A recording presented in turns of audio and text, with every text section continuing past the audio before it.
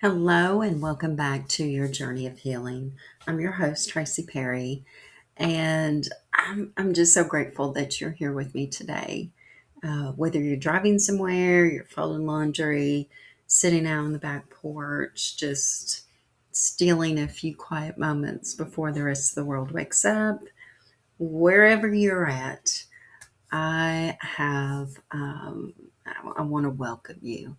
Um, However, it is that you've got here, this is a place for you. So, today we are at the very beginning of a new series about women of the Bible. And I want to begin with a woman who has always kind of stirred a little something in me. Her name is Rebekah. You may have heard of her. Um, the thing that gets me about Rebecca is this: every single time I read her story, which her story is one small sentence tucked into Genesis 24. So the servant has just finished asking her whether she would be willing to leave her house, her family, her entire world, and travel to a faraway land to marry a man that she's never met. And what does she say? I will go. Just like that. Two words, three words. I will go. I will go. And I don't know about you, but those words kind of undo me just a little bit because I know what it cost to say that. And maybe you do too. Maybe God has asked you to go somewhere, not necessarily across the desert, but into something unknown, a new season, having a hard conversation, a calling that makes no sense on paper. I am very much type A. I have notes everywhere. If it doesn't look good on paper, then it's probably not something that I'm going to choose.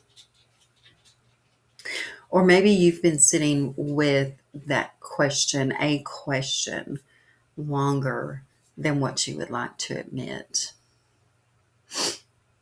So today I just want to sit with Rebecca for a few minutes. We're going to learn her world, feel her heart, and watch the God who sees her show up in ways that are going to really speak to you directly.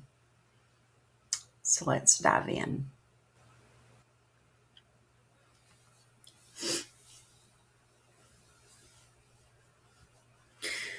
So in Genesis 24, I'm going to read a little bit starting at verse 15. Before he had finished praying, Rebecca had come out with her jar on her shoulder. She was the daughter of Bethuel, son of Milcai, who is the wife of Abraham's brother, Nahor,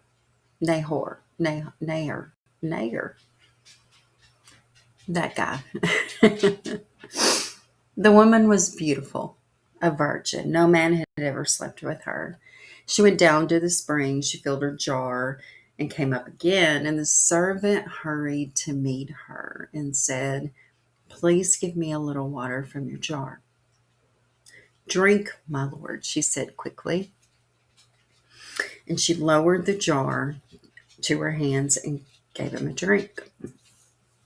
And after she had given him a drink, she said, "I'll draw water for your camels until they have enough to drink." Now, if you know anything about camels, they drink a lot. So she's going to be running, okay? She quickly emptied her jar into the trough and ran back to the well to draw more water and drew enough for all of his camels. So one camel drinks a lot, multiple camels, we don't know for sure how many there were. She's busy, okay? Without saying a word, the man watched her closely to learn whether or not the Lord has made his journey successful. And they said, "Let's call the young woman and ask her about it." So they called Rebecca and asked, "Will you go with this man?" I will go, she said, and he loved her. Now, courting back then, way different than courting today. Um, if my husband had come to me and asked me to get a bunch of water together for his camels, I don't know if I would do that or not. I'd be like, here's the jar.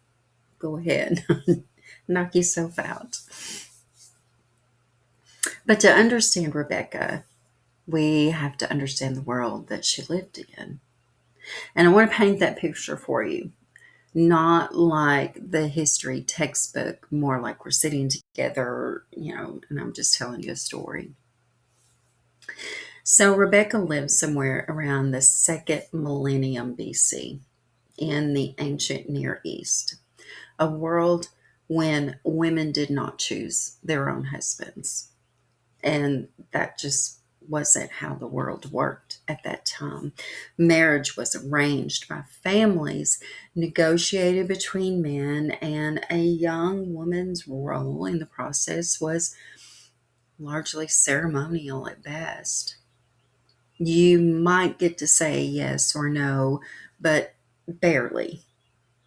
But the wheels were already in motion long before you were to be asked. She lived in a city that we now call Mesopotamia, modern day Iraq or Syria. And life there was just centered around water, around wells, around the rhythm of the land.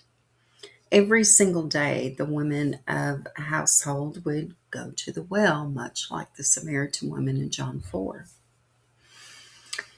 This wasn't a romantic trip. It was hard physical labor here. So the jars of water were very heavy.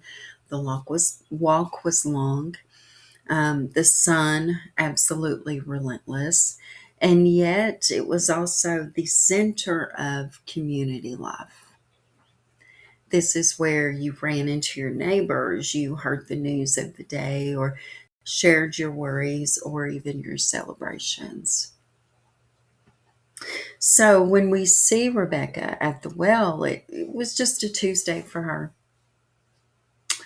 or, whatever the ancient equivalent of a Tuesday was. She was just doing what she always does. It was her routine. She didn't know that on this particular day, a stranger was going to approach her and make this request to her that was going to change the entire course of her life. What I love about this specific detail is that before the servant even finishes praying, before he even finishes asking God to show him the right woman, Rebecca appeared. That's not coincidence. That's choreography. And that's God quietly at work in the background of an ordinary Tuesday, setting something in motion that Rebecca really couldn't have seen coming. So then notice what she does. The servant asks for a drink of water, just one drink. And Rebecca doesn't just offer him water, she offers to water all of his camels. And like I said, camels drink a lot of water. So they can drink up to 30 gallons of water at a time. I mean, it could have been up to 300 gallons of water. You never know. She didn't offer this with a quiet, ladylike gesture. Scripture says that she ran. She hurried. She was vigorous and generous and wholly present in her generosity. And this is who Rebecca is before we even know her name. When the servant finally tells Rebecca's family why he has come and that his master Abraham has sent him to find a wife for his son Isaac, And when he asks her family's permission to take her back with him, her family agrees. But then they ask for 10 days. Let her stay with us a little longer, they say. Let her have 10 days before she goes. And the servant says, essentially, I really think we should wait. And so they turn to Rebekah. Will you go with this man? Sit with that question for a moment, because I want you to feel the weight of what's being asked of her. She's being asked to leave her mother's house, to leave her brother, Laban, her extended family, every familiar face and sound, smell, routine, everything. And she's been asked to climb onto a smelly camel and travel hundreds of miles across a desert to marry a man that she's never seen. There's no phones, there's no social media, no way to even stay in connection with the people that she loves. This is not a long distance relationship with FaceTime. It's a goodbye, and the goodbye is permanent. Might be permanent. What was Rebekah feeling in this moment? Text doesn't really tell us, and I think that that's also worth noticing. The silence where her emotions should be recorded in itself is kind of an invitation. And it's an invitation for us to fill it in, to imagine what she might have felt in imagining, to recognize ourselves. Maybe she felt afraid. Maybe there was a trembling in her chest that she had to talk to herself through, kind of that, okay, wait a minute, if I do this, and it could have happened. Or maybe she felt something that she didn't quite have the words for, a strange, quiet pull forward, the kind of thing that doesn't make logical sense, but it feels more real than logical. Or maybe she looked at the camels and thought, what am I doing? Maybe she just wept quietly that first night in the tent, missing her mother. Personally, I think she was brave. But I also think that being brave doesn't mean that you're not scared. I think that courage and fear can live in the same chest at the same moment. And in fact, I think that courage is what happens when you move forward anyway. Doesn't matter if your hands are shaking or if your heart is trembling, it's pulling you to something deeper. But then there's that quiet pull forward that you really can't quite explain. You see, Rebekah was a woman who said yes before she could see the whole picture. And I want to tell you this, that's not reckless, that's faith. The journey to Canaan took weeks. Weeks of travel through desert, unfamiliar territory, with a servant that she barely knows, in a future that she could not imagine, but yet she went. Genesis 24 tells us that when Isaac finally seen her approaching, he comes out to meet her in the field in the evening. And when Rebekah sees him, she asks the servant, who is that man in the field coming to meet us? And then that's when she learned that it was Isaac. The text said she covered herself with her veil.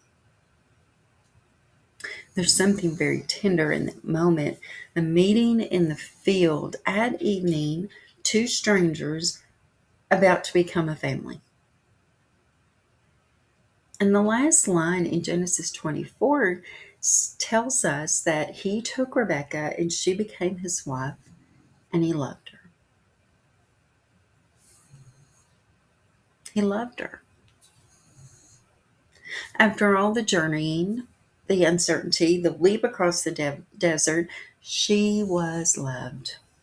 She was received and she belonged somewhere new.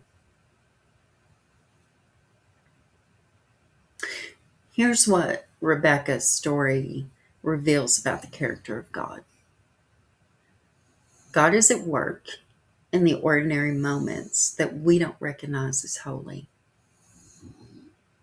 He's preparing things that we cannot see. He is answering prayers that we haven't even finished praying yet.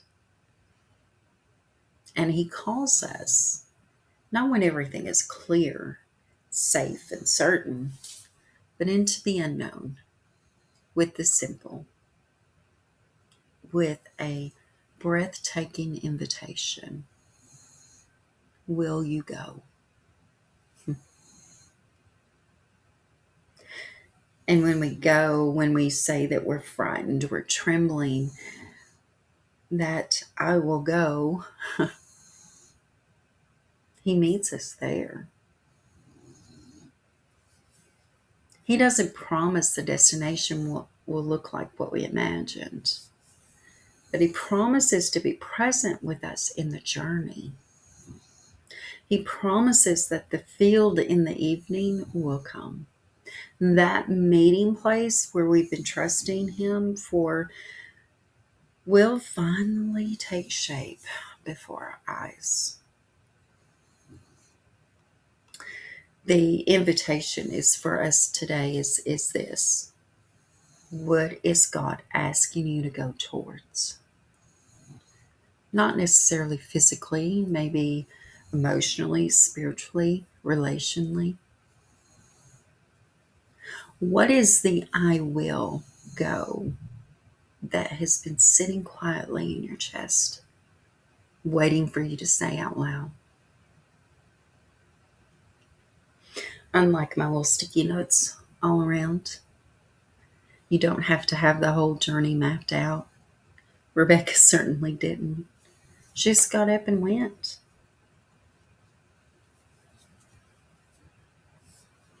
So I want to invite you into a quiet moment right now. So if you're able to close your eyes or just, let the world outside go for just a moment and just take a breath. I want you to think the word go, not as pressure, not as a command that makes you anxious, but just an invitation. God gently saying, will you come with me? I want to take you somewhere. Will you go?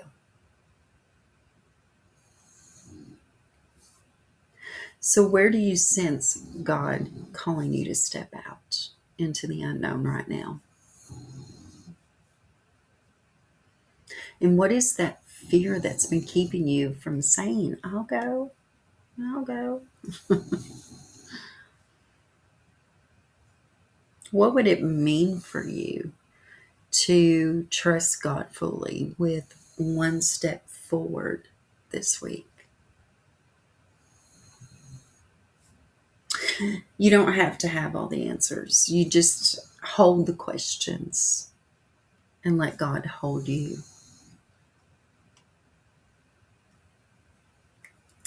Rebekah's story reminds us that God often calls us before we're ready.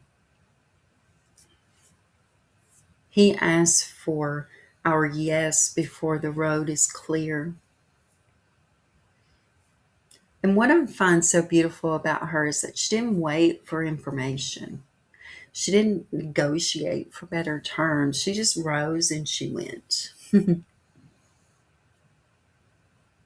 Whatever unknown you're standing at the edge of today, whatever desert stretches ahead of you, I want you to know that the God who choreographed a Tuesday at a well so precisely that an old servant's prayer was answered before it is finished is still the same God who is present in every detail of your life. He's already at work, and He's already asking you, will you go? Thank you for joining me today on your journey of healing. I hope that this episode encouraged you to look at I will go differently, look at obedience differently, look at trust differently. If you would like more scripture based studies, some free PDFs, there's a membership over on yourjourneyofhealing.net. Would love to see you in our community over there. And until next time, remember this: you are worthy and you are loved.